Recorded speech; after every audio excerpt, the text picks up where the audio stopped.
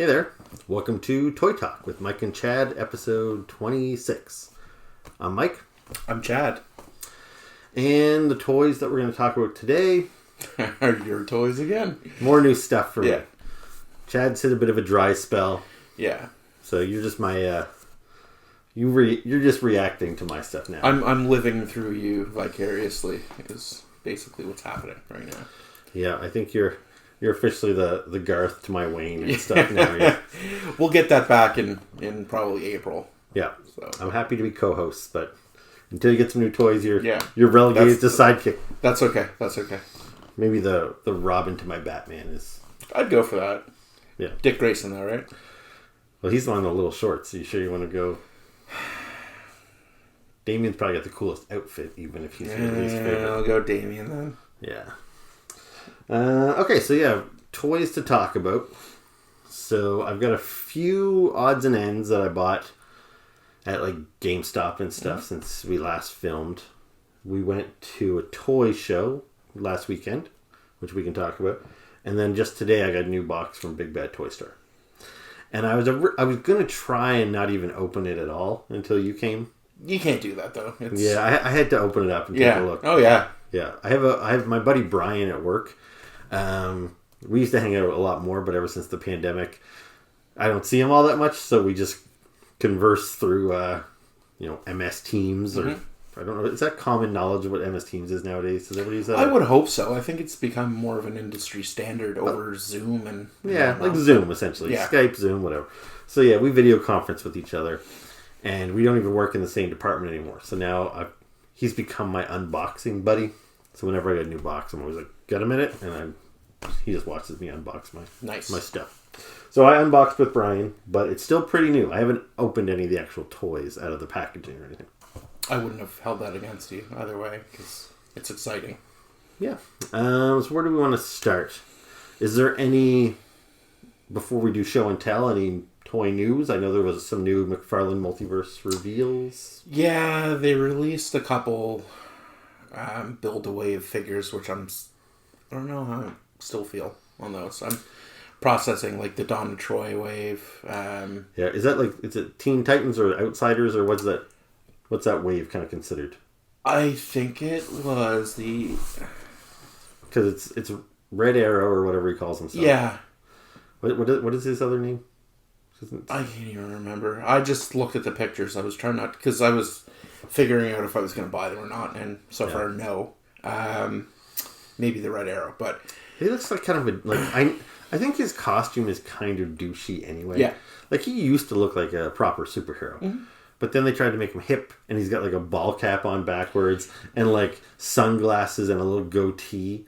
And I'm just like, he's way too like 90s cool. It's like they're behind the 8-ball a little bit. Like, I felt like even in the 90s when comic artists would try and make teenagers, they'd make them dress like Madonna and stuff, like they weren't really cutting edge.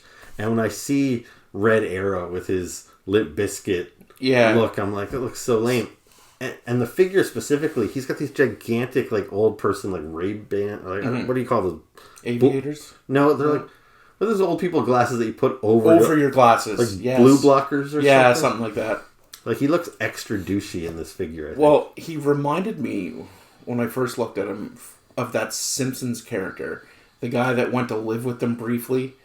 And I think that's who they modeled Poochie after. Yeah, he'd be Poochie. I don't know the other character you're thinking of, he was like this thin dude with a, I don't know what you call that, soul patch. Yeah. Yeah, anyway. So he looks like a douche. The Donna Troy figure I thought looked nice, but I don't really care about that character. I don't either. So, I mean, that wave was kind of like meh, but they have been hinting at some upcoming toys, which, again, I don't know. I'm kind of at a dry spell with McFarlane. Like, they're putting out so many figures a month, and it's just like, I'm getting to that same point where you're currently at, like, do I really need another Spider-Man? It's like, you can only do so many costumes until something else comes up, and it's reminding me of that whole recycled property thing from back in the 80s with the Turtles, like Surfer Leonardo and baseball player Michelangelo, like all that stuff. So I'm kind of glad I'm not able to buy any right now, but yeah, as far as toys, not much I'm excited about. They did release the latest Flash trailer Right. a couple weeks ago, which... So did we talk about any of this stuff already? I don't think we did. Maybe we did. On Super Bowl stuff? Didn't we talk? Because we talked about... I think we talked about Flash. Yeah, we probably did. I don't know. Never mind. But... anyways, I'm excited. It lured me back in. So yeah, I honestly can't remember if we talked about it or not. But yeah, I think the Flash trailer looks good. I went and saw Ant-Man the other day, which I give it, kind of reluctantly thumbs up. Like I've enjoyed all the Marvel movies. This isn't one of their stronger efforts. It's kind of middle of the pack, but I still enjoyed it, so I'd recommend seeing it. But all the trailers that played at the Super Bowl, they played in front of Flash, so getting to see them on the big screen. yeah, And what was nice is, so first they played the Flash trailer. And I was kind of nudging my wife Vanessa. I was like, watch this one, watch it. And she's like, oh, are you excited for that? And I'm like, yes, but also terrified it's going to be garbage. Yeah. And they're going to shit on Michael Keaton's legacy. Yeah. And that the movie's going to be dumb and they're going to cram too much into it. Even the trailer alone already looks like it's kind of a Batman movie. Mm-hmm. And Flash has never had a movie before. As much as I'm excited to see Batman and stuff, I'm like, let the Flash stand on his own. Yeah.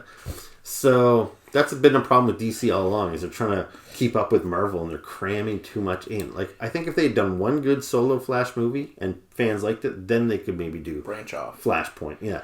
But trying to get Supergirl and Batman and two Flashes, there's just too much going on. I'm really hoping it's not going to be another Black Adam, where they basically spoiled his movie by introducing all these other characters. Although they were cool, I don't think that was the right place or time to do it. Yeah, that's what I mean. DC just was like, push, push, push. So, Flash looks cool, but I totally acknowledge that there's plenty of opportunity for them to screw it up. Yeah. And then they played the Indiana Jones trailer. Yes. And Vanessa, I don't think even knew they were making one, and she looks at me and she's like, oh, you must be excited about that. Because she doesn't care about that stuff. And I'm like, yes and no. I'm like, of course I'm excited for a new Indiana Jones movie, but I've been burned before. Crystal Skull? Was that one of them? Yeah.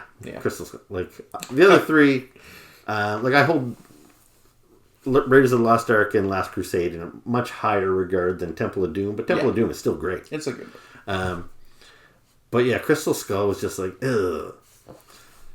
And so I hope they redeem themselves with this movie, but I don't necessarily trust that they will. And I'm also worried that, as bad as the fourth one was, they left him in a good place. Mm-hmm. He reconnected with his love from the first movie. They kind of hinted that Shia LaBeouf is his son, and they kind of went off into the sunset together. Happy ending. I'm worried if they bring him back, he's either going to die at the end of this movie, or I don't know if she's in it. They might say she died off screen like they did with Adrian in the Rocky movies. Yeah. And I assume Shia LaBeouf is they probably won't even mention him. No. But is he going to, even if the movie's better than Crystal Skull, are they going to leave Indiana Jones in a better spot than they left him last time? I just don't want them to shit on him. That's kind of how I feel about, did you see Clerks 3 yet? No. Well, I won't spoil it for you, but Clerks 2 ended, I thought, on a perfect note. Mm-hmm. The two friends bought the Quick Stop. They're like, we love this job, even though we shit on it all the time. This is a happy ending. And it kind of felt like the perfect ending for those guys. I was excited to see Clerks 3 a couple of months ago when it came out. And it wasn't necessarily bad, but it just I think the characters were better off where we left them last time. And anyway. But then, so after those two trailers, then the Guardians of the Galaxy trailer came on. And it's just, after seeing those other two ones that I'm excited but equally nervous about, it's such a nice relief to watch this trailer and feel so confident that it's going to be awesome. Good. I'm like, man, this looks good, and I know it's going to be good. Yeah, when I saw that, it left me with a decent-sized chub in the theater. Nice. Yeah, no chubs, but I was excited. Yeah. So yeah, good stuff. And I think they also played the Creed 3 trailer, which that's out in a couple of weeks, and I'm pumped for that too. Me too, because I won't get into Ant-Man because it's still too new. But what's that dude's name? Do you know that actor's name? The guy that's in Creed 3. Michael B. Jordan. No, the bad guy. Oh, the bad guy. Oh, God, I don't. I'll put it in there. He's like a Latin American dude, isn't he? No, he's another black dude, and he's kind of showing up everywhere now. Like, I think most recently he was in a movie in the theaters called Devotion, where he played like a pilot or something. And he was in the Loki show, kind of playing an alternate version of Kang, so that's kind of where they introduced him. And now he played Kang in the Ant-Man movie, and now he's going to be the antagonist in the new... Oh, that guy. In the new... And yeah. So I don't feel bad about not knowing his name, but I'm sure the whole world will know his name within a year Couple or so. weeks. Like, yeah, he's kind of showing up everywhere, and he was the best thing about Ant-Man and the Wasp. Like, okay. It was really jokey in that Marvel kind of way, but he was just kind of like acting the shit out of it and like giving it his all, taking it seriously. So, yeah. In case he's watching, I apologize that I forgot your name, but Me too. I'll plug it in there. But yeah, I'm looking forward to seeing Creed 3 though. Yeah, and after seeing his performance in Ant-Man, I was already super excited about Creed 3. Perfect. But I'm even more excited now because I think, this guy's got like charisma to spare. So, all right. So yeah, I guess that's it news-wise. News-wise, I think so. All right, so let's get into some toys. Do you want to talk about maybe the toy show? Let's go with the toy show, I think, first. So this past Saturday, February 18th, we had another toy show. So this is the same toy show that you went to last year that I wasn't able to make it to. Yeah. And is it the same guys that put on the Moncton toy show as well? No. No? Okay. No. So this one was, excuse me, was basically a little bigger, I think you said, than the original one that was there. Yeah, so this was your first one at the This was my first one at the Legion, yeah. Okay, because if you guys have watched the previous episodes where we talked about this, we live in an area where there's no toy shows. Like, there hasn't been a toy show around here for decades. And then they actually had one in our neighborhood at the Legion. You couldn't go. I went. And then they had another one like 2 months later, and I skipped that one. Mm-hmm. And now they're back again. So we've had 3 toy shows that I could basically walk to within the past 9 months or so. Like, that's great. That's exciting. I hope this trend continues because, I'm not finding like killer stuff. But if people keep showing up to them, I feel people might actually start traveling to be vendors at some of these things, and maybe we'll start getting some better stuff. So I didn't buy anything. There were a couple things that I was eyeballing, but I was telling Mike I'm a real toy snob, so like in general, I guess I don't like other people's used stuff. Now, some of them didn't come with accessories, which would drive me crazy. Yeah. The condition, like, they were flimsy. Some of them were flimsy. Like, the leg sockets were just all twisted up and everything. And I don't know if they were going to fall apart anytime soon. But I was impressed with the selection of certain brands they had there. So they had quite a bit of G.I. Joes, quite a few Masters of the Universe things. One vendor had quite a few turtles, and then there was like other scattered stuff, a bunch of Funko Pops and a lot of Star Wars, vintage Star Wars and 90s Star Wars. I think just when we got there like 10 minutes after it started, and just as we were walking in, there was already 2 guys carrying like boxes of Star Wars vehicles out of there. And I was already worried. I was like, shit, we got here too late. Are people buying up all the good stuff? But lots of pops. Lots of I'd say mostly used toys, like more flea market style than, comic book shops selling new. But, there was a bit of new stuff. The Funko Pops were all new and boxed. I'm curious how many of those they sell, because these are people selling them at like the price guide price and stuff. Price, yeah. So you see like little Funko Pops for like $300 and stuff, and I'm just like, I don't think there's people in my neighborhood buying Pops for $300. But no, could be wrong. Yeah, maybe. But yeah, it's a good little show. Not a ton of vendors. And as far as stuff that I collect on the regular, like Marvel Legends, Star Wars Black Series, Transformers, G.I. Joe, like there was nothing modern there that I could add to my collections. So I did buy some stuff, but it was kind of just buying for the sake of buying. Because because unlike you, I'm not so snobby. I'm like, I kind of need to buy something if I'm out. Yeah. Don't get me wrong. I am also one of those impulse people. Like, I'm out, I got to buy something. But yeah. So I did buy some vintage G.I. Joes. Now, I've talked about this plenty before, but like when I was a kid, me and my brother Doug shared a bedroom. We collected everything together. So that was great when we were young, because it pretty much ensured we had, between the two of us, we were getting everything. Yep. But then when we grew up and moved away, here I am, a huge G.I. Joe fan, but I'm missing half of the G.I. Joe collection, including some really pivotal characters. I didn't have a Cobra Commander, I didn't have a Destro, I didn't have a Duke. It's like, because those were all Doug's guys.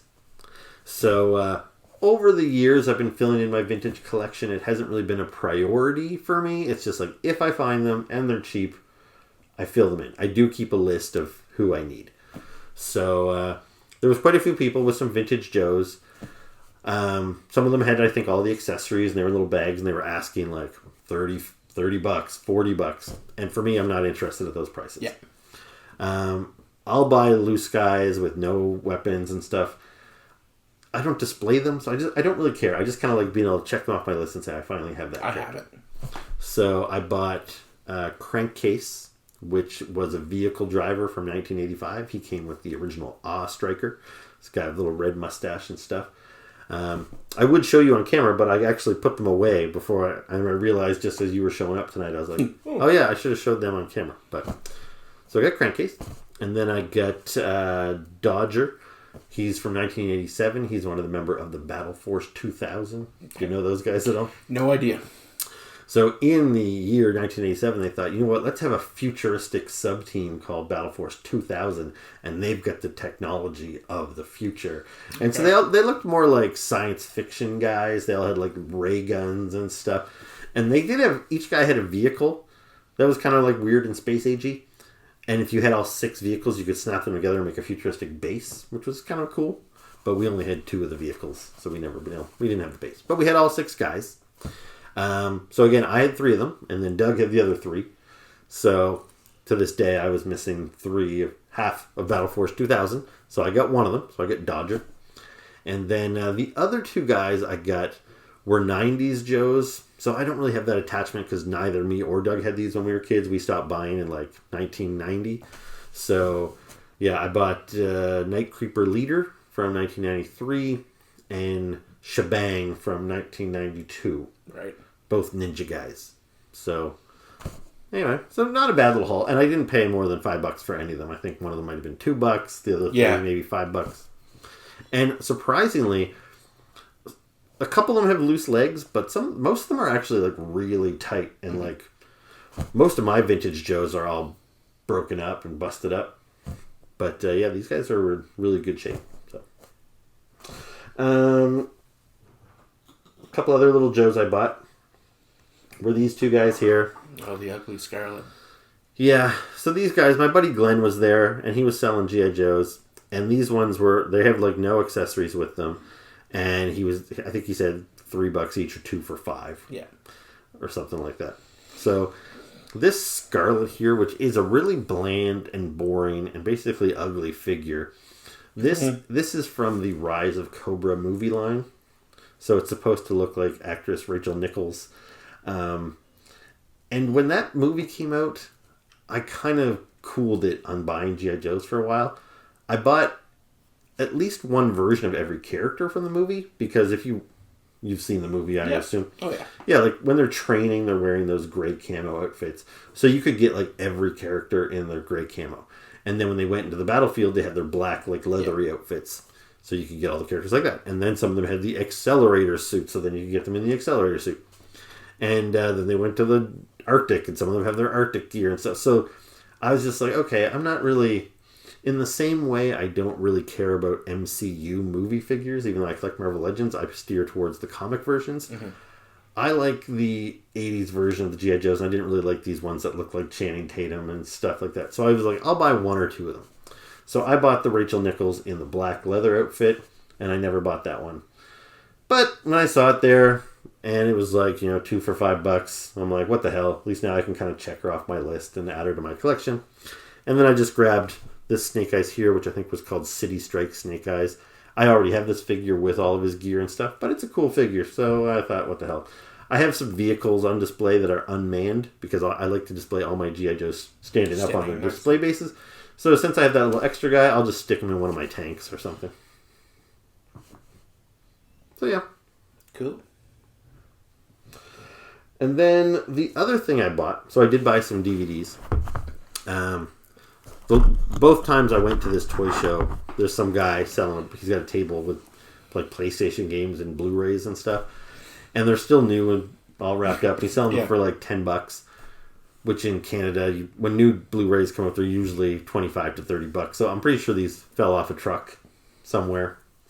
So last time he was here, I can't remember, but I bought 3 from him last time. I bought 3 more from him this time. So I bought the movie Nope, which I have previously seen and I quite enjoyed. So now at least I get to enjoy all the bonus features and stuff, which I haven't watched yet. And then I bought the Thor Love and Thunder. Same thing. I saw it in theaters. You know, I have mixed feelings on Love and Thunder. Did you see it yet? No, I still haven't watched it because your review of it. I'd lend it to you. You don't even have a DVD player. No, because I sold my PS4. All right, well. Anyway, so I bought Thor Love and Thunder, and it had a commentary track. And I've always been somebody that loves listening to the commentary tracks. And so Taika Waititi, the director, has a commentary track. And I was like, well, he's a funny guy. That'll probably be entertaining, even if the movie is a little hit and miss. It was a really bad commentary track. He's like goofing around and like making noises. He's like drinking from a glass of water, and he starts clinging on it. And he's like, this scene would probably be better with wind chimes. And I'm trying to watch him, and he's just like, clink, clink, clink, clink, clink, clink. And then his kids come into the room, and he's talking to his kids, and I'm like, come on, man. Like, just try. I paid for this. Yeah, like, tell me some interesting behind-the-scenes stuff. But he was just goofing around and not particularly funny. So that was a bit of a letdown. And then I bought the new Steven Spielberg movie, The Fabelmans, which I had not seen, but I wanted to. I thought, Steven Spielberg, pretty safe bet. I was really disappointed with that movie. I've heard that from other people. It wasn't great. And I thought Michelle Williams, who I think they're talking about she could get nominated for stuff, I thought she was terrible. Yeah. Every time Michelle Williams was on screen, I was like, oh my God, somebody would kill this lady or whatever. And I don't like her very much anyway. In her defense, that might not be her fault, because I think her character was basically modeled after Spielberg's mom. Yeah. And I think she watched video and everything and really kind of captured her. So the fact that she came across like a huge asshole, that might be more on Mrs. Spielberg than Michelle Williams. But either way, I thought the character was like completely unbearable. So anyway, so I bought those DVDs. I bought those G.I. Joes. And then I bought these Star Wars figures. Yeah. So I have a lot of G.I. Joe 3 3/4 inch G.I. Joes, or Star Wars figures. Back when they first started coming out in the 90s, when the movies got re-released, I started buying them up, and I was buying a ton of them. But then I got kind of burnt out by the time the prequels came out. I was just like, the movies weren't that good, and the characters I didn't care that much about, so I gave up on it. I currently buy the Star Wars Black Series, the 6-inch figures. But anyway, I bought a bunch of 3 3/4 inch Star Wars figures, which is unlikely. It's uncharacteristic of me, because I don't collect these things, and they're going to go directly into a bin, which I don't really like buying things that I'm just going to put directly in a bin when I get home. But so the first one I bought was this set here, and it looked just like you're seeing it here. So you notice there's some holes in the collection. So this thing here was $10, which for 3 figures, I thought that's pretty reasonable. And this here is, if you can see, this has got the little Disney logo. This says it's the Star Tours set. So my understanding is this is the set that you can only buy in Disney World. And so one of the characters here is called the Star Tours officer. So this is what the Disney World employees would be wearing when they escort you through the ride. And then what prompted me to buy it was this guy here, Reese, the 3-eyed goat. He's like one of my favorite Star Wars characters. After Walrus Man, Reese was kind of my favorite. And then there's a Chewbacca in there too.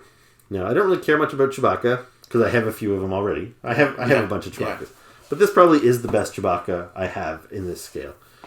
The Reese, it looks like it might be the exact figure I already have from 1997 or something. but they gave him a little camera because he's supposed to be a tourist here.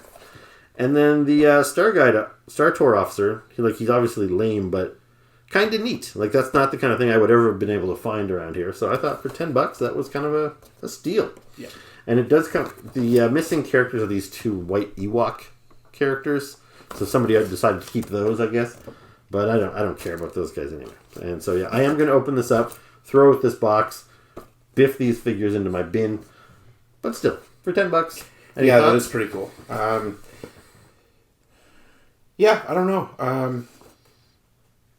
I mean, I would be kind of tempted to keep the box. Just because it's like a unique set. I don't know. Yeah, limited edition of 15,000. Where you're only potentially getting this at Disney World. Yeah, but it's the kind of thing, like, if the box is a little dinged up. Yeah. Even if I wanted to display it in box, it's got these 2 glaring holes in it. So it's not a nice display piece. So yeah, I'm not going to keep the box. But yeah, it was a neat little pickup, I thought. I do like the Star Tours officer, though. That's kind of cool. Yeah. And then for $8, I got this set here, which is brand new, still sealed up and everything. And it is from Rogue One, which I didn't buy any of the 3 3/4 Rogue One figures, but I loved that movie. Yeah, it was a great flick. So it's got one of the stormtroopers from that movie, which is the Scarif Stormtrooper squad leader. And it's a great look for a stormtrooper. Like, I really like those guys. And then it comes with some big hairy alien guy, Moroff. And he's cool. Like, I like aliens, so yeah, big hairy alien. Why not? So we might need more of him. Oops. Yeah, I'm like you. I like the aliens and the robots and stuff. So this was definitely a solid pickup. Yeah, and so I had these 2 things. They were $18, and I was like, well, is there anything else I can find? Because he had a bunch of like loose figures. I thought, I'd rather just be able to give him 20 and call it a day. So then he also had this figure, which is another stormtrooper from Rogue One. It's basically the same figure as this guy here, but he's not a commander, so he's lacking some of the extra paint apps, which signify rank. But I said, how much for this one? He said $5. And I said, how about 20 for the lot of it? And he said, sure. So I saved $3. But yeah, now I got a nice little squad of 6 new Star Wars figures. Nice. Yeah, no, these guys are definitely cool. It's nice to have these other, like, stormtroopers that aren't classic white. I think, not that there's anything wrong with the classic white figures, but, I'm looking at your collection there, and they all pretty much look the same, just with different helmets. So, I mean, well, even though I never buy 3 3/4 inch, and I haven't for years, when what's that the first sequel movie called again? Phantom of the Menace. Oh, Rises. No, it was Force Awakens. Force Awakens, yes. So when Force Awakens first came out, I actually did buy a 3 3/4 inch of that new type of stormtrooper and the flame trooper and another kind of trooper guy. So I have 3 little white stormtrooper guys, and it was just kind of, I got a little caught up in the hype again, and I was like, yeah, I'll buy these guys. So to get a couple more new stormtrooper types from Rogue One, it's nice to have a little squad. Yeah. So here's a closer look at my new Star Wars figures. These guys are new to me, but they're obviously several years old. Some of these figures are from the movie Rogue One, so I know exactly when those guys are from. These guys that came from Disney, I'm not so sure when they're from. I'm sure I could Google it and figure it out. But anyway, so this is the Star Tours guy. So he's kind of cool, and I think he actually looks like in line with the Star Wars universe. Like if you colored this guy gray, he would just look like kind of an Imperial soldier. And who knows? I don't know. This figure might just be a repaint of an existing Imperial soldier trooper. I really don't know. I'm pretty out of touch with the 3 3/4 inch Star Wars figures. But he works pretty well, and he's got a few more points of articulation than the standard 5 that the old Kenner's figures had, because his legs go forward and backwards, his arms go forward and backward, and his head turns. So that would have been the 5 points. But this guy here, he's got elbow swivels, and he spins at the waist too. So yeah, not a bad figure. I kind of dig it. They don't all stand up so good. Here's Chewbacca. So yeah, this is a nice Chewbacca. A little dusty there. Yeah, it's a good paint job, a good sculpt. He's also got swivel elbows, so you get a little bit of movement. Actually, you know, it's weird. It's only on one arm. So this arm has no joint. This one does. So I imagine this figure was probably released previously, and they just repackaged it for this set. But I don't have the previous release. And like I said, this is nicer than any of the other Chewbacca figures that I bought in the 90s. So yeah, pretty cool. So here's Reese, like this three-eyed goat dude. So I have the vintage figure from when I was a little kid. I loved that figure. Unfortunately, the head broke off of my vintage figure. So I still have him, but he's not on display anywhere. With this figure here, from looking at him, I assumed it was probably the same figure that I bought in the 90s. And sure enough, it is. This is the 90s figure. So all they've done is they've added this little camera, which you can just probably take off of his neck if you wanted to. It's kind of funny that it has three little shutters there because he's got the three eyes. Now this figure, it's a little different paint scheme. Like this guy is kind of more orange skin tone. But otherwise, yeah, the sculpt is the exact same. So anyway, it's fine though. I like Reese. I don't mind getting another figure of him for basically $3 or so. Now, this is the guy that was packaged by himself. This is the Shore Trooper. And I really love the look of these guys from Rogue One. Now, he's got a standard little pistol, and then he's got this big, crazy claw launching weapon here. It looks like it's got a rope attached. So I think you can launch that with the push of a button or something somehow. Or maybe you just pull it out and it snaps back. Alright, so that's kind of cool, I guess. And then this is the other guy. So this is the Scarif Stormtrooper Squad Leader. Again, I really like the look of him too. I wasn't sure if these were the exact same figure with different paint jobs, but they probably share a lot of the same parts. But at least here, like this guy's got this pouch for ammo or something that this guy does not have. Otherwise, they look probably pretty close to the same. Yeah. But they're cool. And this dude here, Moroff or whatever, I didn't realize until I opened the package that he came with all this extra stuff. He's got this big crazy pack with these double missile firing weapons. So yeah, that's a pretty hardcore set. So to get this guy and this guy for $8, yeah, I think that's pretty great because this is a really cool figure. You know, he's in line with the old Star Wars figures. Like he looks a lot like one of the old original trilogy monsters, Muftak. And but yeah, he appears to be a new species. He also looks a little bit like the Wampa. But yeah, he's cool. I'm always happy to add new aliens to my collection. So yeah, I'm pretty pleased with these guys for the little amount of money I spent on them. And before I move on, I just thought I'd grab those Stormtroopers I mentioned a minute ago. So these are the few figures that I bought when The Force Awakens came out. So it's kind of nice to get these little Stormtroopers. I do have a bit of an addiction when it comes to Stormtroopers. I have about 60 different variations in the 6-inch Black Series scale. And so yeah, even when I find these little ones that I don't normally collect, it's pretty hard to pass up a new Stormtrooper type when the price is as good as these ones were. So there you go. Anyway, let's move on. So you know what? I'll do 2 more figures that we'll talk about, and then we'll cut. And we'll do another video for my box from Big Bad Toy Store. Yeah. So if you're curious about Big Bad Toy Store stuff, come back for the next episode. But so the other toys that I got recently... Also stay watching this one, though. Yeah, stay here. I still got cool stuff. So this is Teela from the Masterverse line. Now, this is not a new figure. This came out, I think, probably relatively early last year. It's the second Teela. The first one they did... and again, you didn't watch. You started watching that show. Right? I started and then I stopped, just not for any reason other than I got busy with school and. Yeah. So, well, at least you remember from the first episode, probably. It started off kind of like a continuation of the He-Man we all know and love from the 80s. The characters looked familiar. Mm-hmm. Teela looked like this. But then there's a big, well, spoiler alert, He-Man gets killed. And then they jump ahead in the future, kind of like, what is Eternia like now that He-Man's gone? And Teela was kind of like a badass then. Her head was shaved and all this sort of stuff. So the first Teela figure they made in this line was the shaved head modern one. And I kind of liked that look in the cartoon, but I just don't think it translated very well to the toy. The toy didn't look great. And so then the second Teela figure came out, and I kept seeing it at Walmart forever, and I thought it looked really good. But the problem I have with it is that, like, I've got this Teela figure from Masters of the Universe Classics, which I think is awesome. And I even have this one based on her animated look, too. So I've got these two 6-inch Teelas already.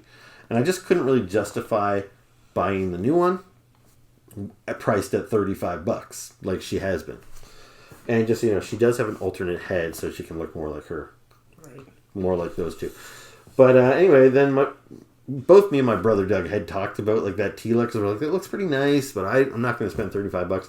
Anyway, he called me the other day because Walmart had it on sale for $19. And he's like, I'm going to grab one for myself. Do you want one? And I was like, sure, grab me Teela. So it's a figure that's been around for a while. But the fact that she has an alternate head with her hair down, and I can display her like that, it does differentiate her from the other figures a little bit.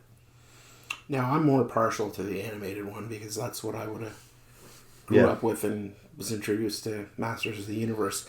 I do like this middle one, though, a lot better than this one that you just got. Yeah. I think the face sculpt is nicer. It's nicer. This one just looks... What's the thing? Like the Classics line, the one that you like over there, it was such a good toy line. Mm-hmm. And it ran from like 2009 to about 2019 or so.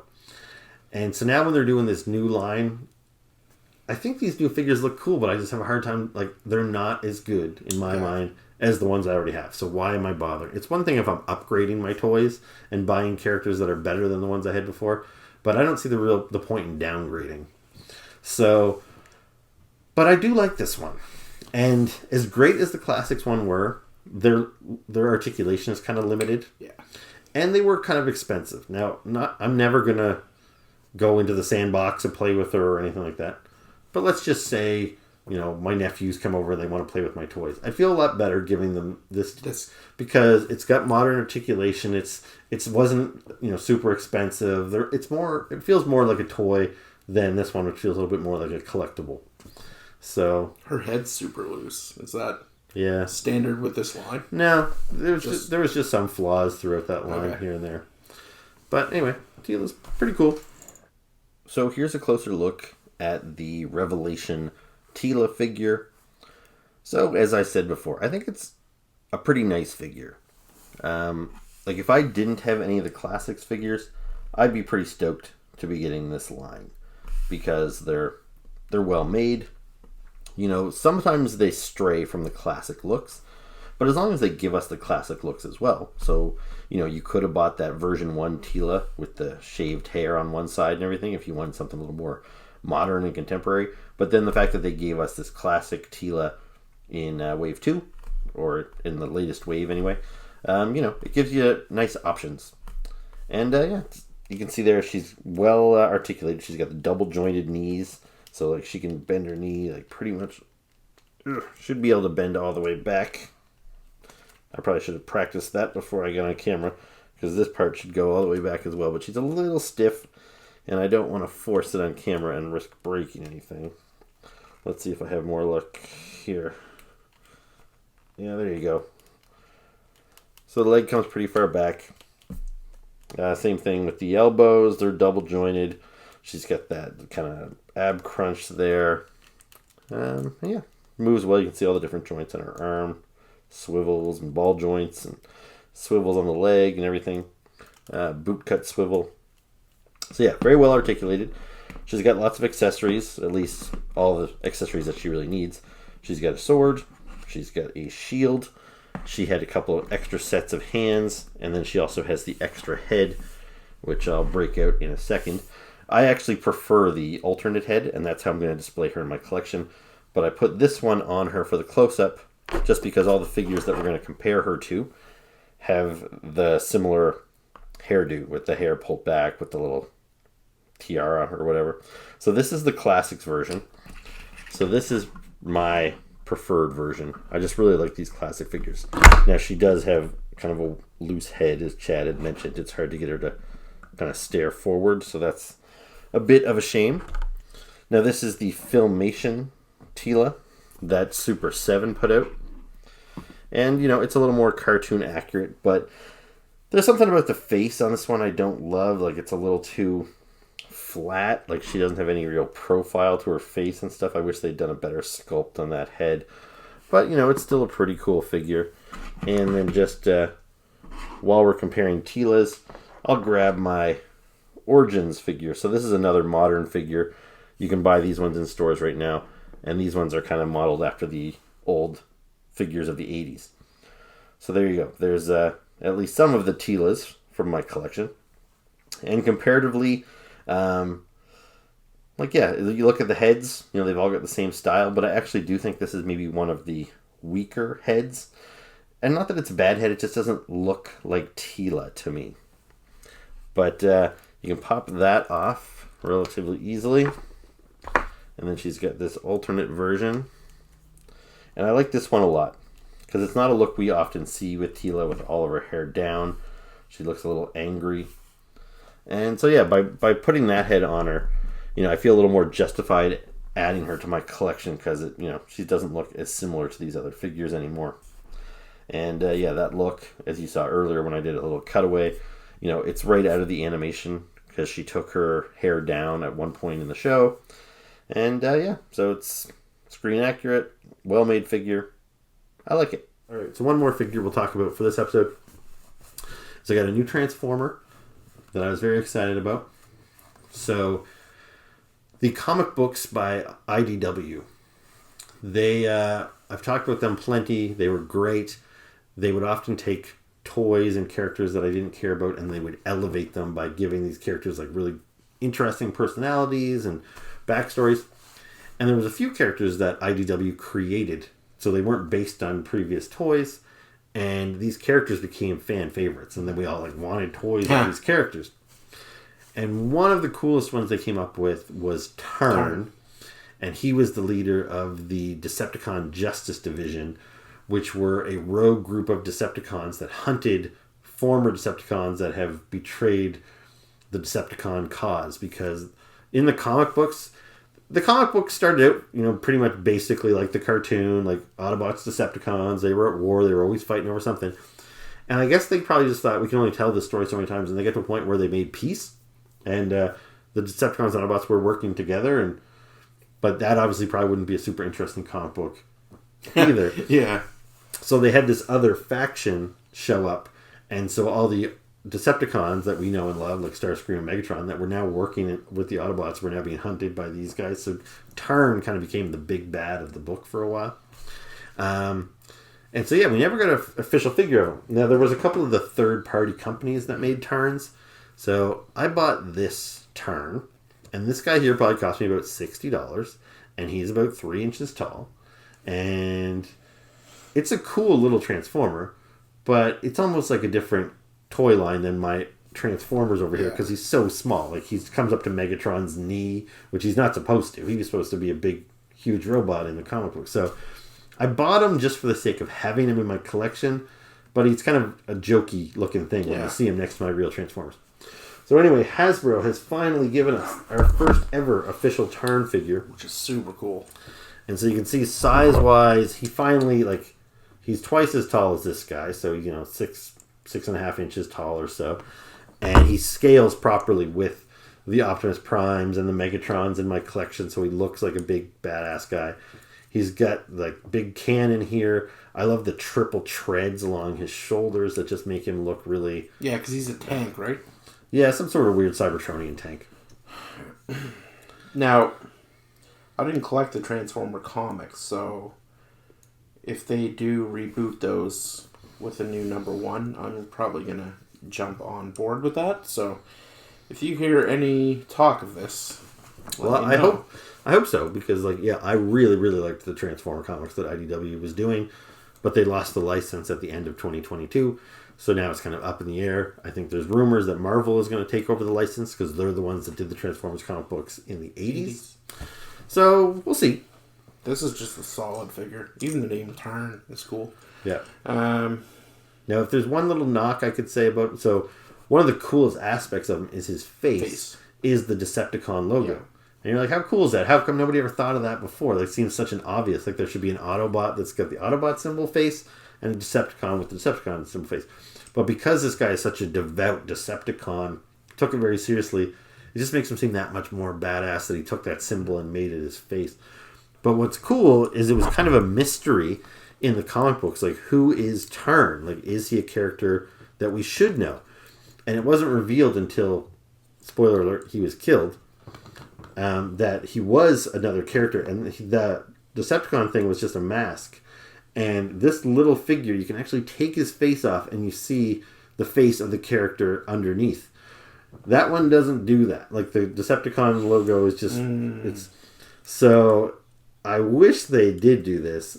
Super 7 is actually doing an Ultimates version of this guy. And that face mask comes off as well. Are you going to get that one? Well, I had it pre-ordered. I've had it pre-ordered for over a year now. Because that was long before Hasbro ever announced this. So I thought, well, that's my chance to get finally a Tarn figure that's a decent size and stuff. Then I get this one. And I'm considering canceling the Super 7 version because it's bigger and everything, but it doesn't transform, and it's going to cost me about $80. So, I don't know. I do like this guy a lot, and it might scratch the itch, but I really wish the mask did come off. So, I don't know. We'll see. But, pretty cool. I like him.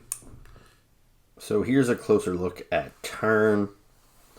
And, yeah, I think this guy's just a really cool figure of a really cool character.